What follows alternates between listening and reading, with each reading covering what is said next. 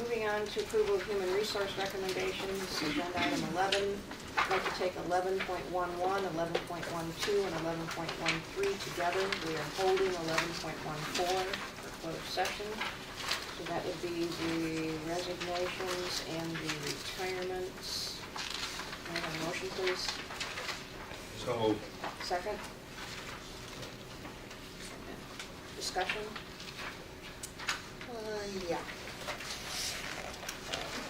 On 11.3.1, 11 point what? 11.3.1. We're only doing 11.11, 11.12, and 11.13. Okay. Gotcha. Discussion? Roll call? Ms. Teeday? Aye. Ms. Goldschlager? Aye. Ms. Paul? Aye. Mr. Anderson? Aye. Dr. Kerrigan? Aye. Ms. Kashgarian? Aye. Dr. Griffin? Ms. Holland? 11.2.1, leaves of absence. Can I have a motion, please?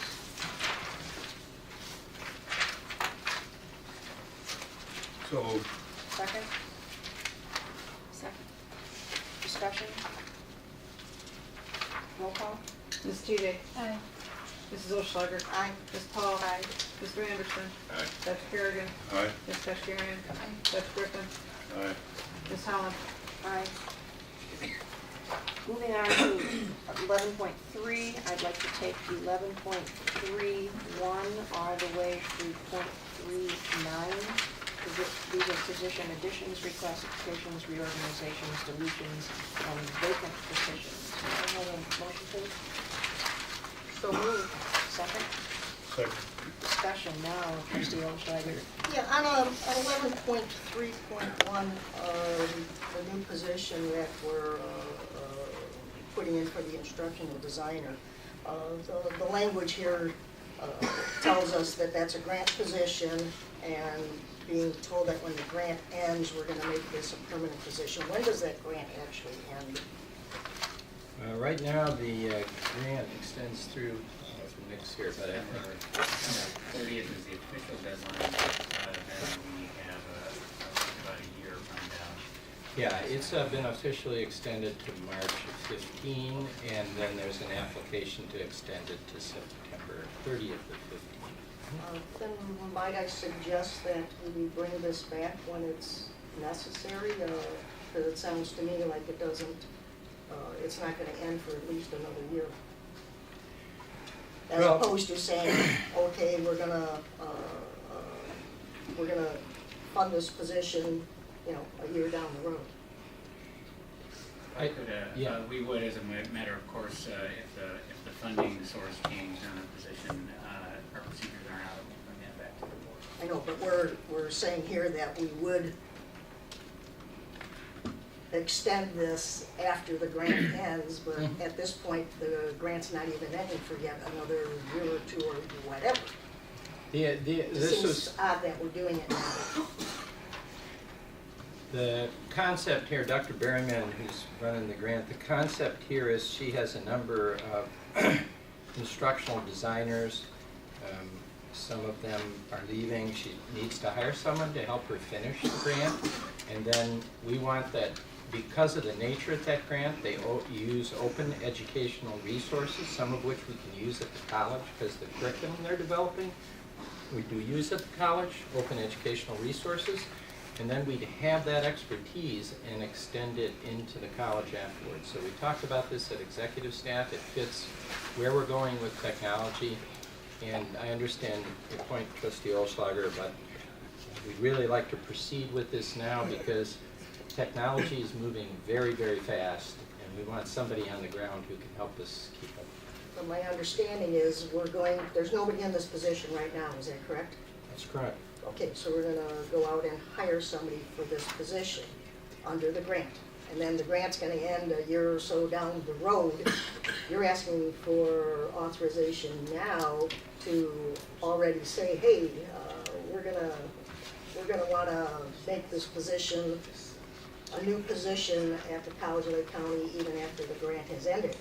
What I'm suggesting is that we at least our past practice has been, you know, we look at those things when the grant is completed, because a lot of times there are no cost extensions, to see if in fact that's something that we want to do at that particular time, as opposed to making a decision today for a position that's going to be, you know, maybe a year and a half, 2 years down the road.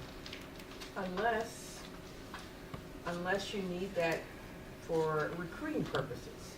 I mean, if you're recruiting someone in technology, and if it's grant funded, it's harder to Right. hire someone if they think that there's a possibility that the position can be eliminated.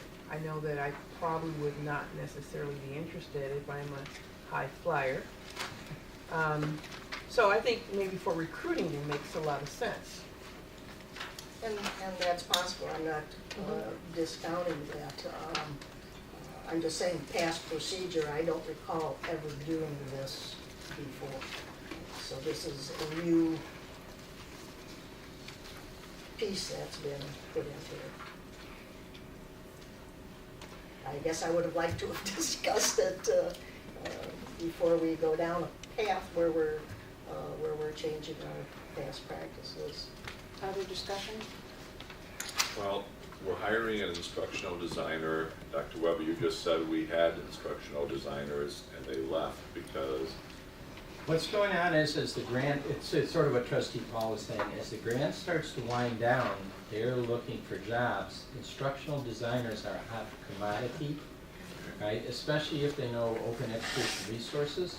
So we're trying to bring that capability in to help us finish the grant, and then to continue that on after the grant, because as we've mentioned, I think even Rick Solar came to one of our meetings talking about open education resources and the faculty, so this would become the person who would then work with the faculty. And actually they'd get to do that even under the grant, because the grant actually works with our faculty in some of the curriculum. So. Anything else? Roll call, please. Hang on, I have some other questions on some of the other items here. I guess if we look at 11.3.3, and I'm going to tell you, I spend a great deal of time and effort looking at all of these position additions, reclassifications, and vacant positions. And the more I looked at it, quite frankly, the more troubled I got. As I looked at the differences in the DVMs of some of the folks, and I know you've explained this to us before, you know, different folks get paid different dollar amounts based on their experience and whatever, and I understand that, I get that. But as I look at folks in this list here that may be going from, say, a 22 to a 24, and not getting an increase in salary, but one as much as going from a 23 to a 31, and there's no increase in salary. That just seems odd.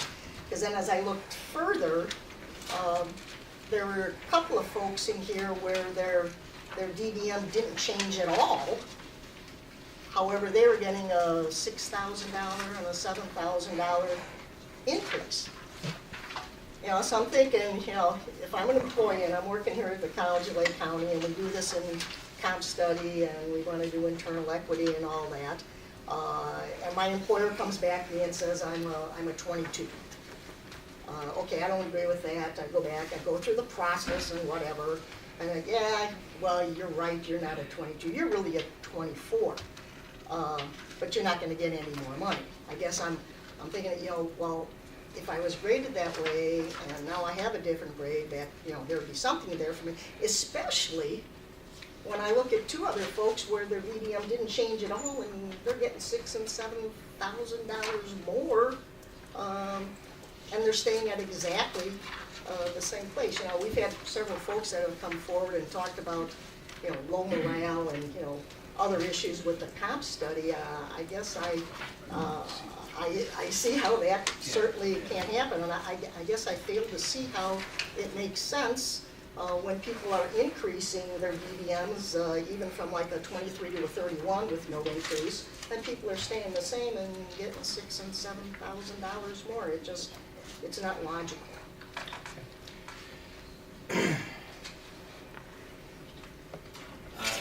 You know, I just, Yeah, I'm wondering if we shouldn't revisit this whole comp thing that we did. I don't see that this is making no, if any I, sense at all. if I could just. I mean, I know you're gonna explain it to it, you've explained it before, but I gotta tell you, I think this whole thing is botched. okay. Go ahead, David. Are there any other questions on this? Any other? No, I'm waiting for the answer. All right. Ready for David? There are a number of things that we have addressed. Just to take the board all the way back to November of 2013, we brought to the board first in closed session so that you were comfortable with a fairly lengthy procedure to implement the comp study. We brought it back in December, and you gave us the go-ahead to then start, quote-unquote, shop it around to the Senate to see if they were comfortable with how this system would work. There were largely two ways that someone's pay would go up. One would be that their job would change by 30% or more. Well, what is that? It can be relatively subjective. But we do have an instrument, a position description questionnaire, that does allow the Human Resources Department to, as close to objective as possible, say, yes, this job has changed. And we guaranteed people a minimum of a 6% rate. So that's where you'll see raises where the DBM did not change. Their job may have changed, but it didn't, and it may have changed more than 30%, but it didn't rise to the level of changing their DBM. In other cases, you'll see both the DBM change and a salary increase. Another way that an individual would get a raise and still keep their DBM is if they appealed and they were able to definitively prove to us that our market, and as we've defined in our procedure, are our peers, our 7 other peer community colleges, if given their years of experience, their education, and where the others are paid. And we've had a case now where someone was actually offered an exact salary with an offer letter, and that to me is the biggest proof of any market, and chose to stay here if we evaluated and actually ended up taking less than that market amount.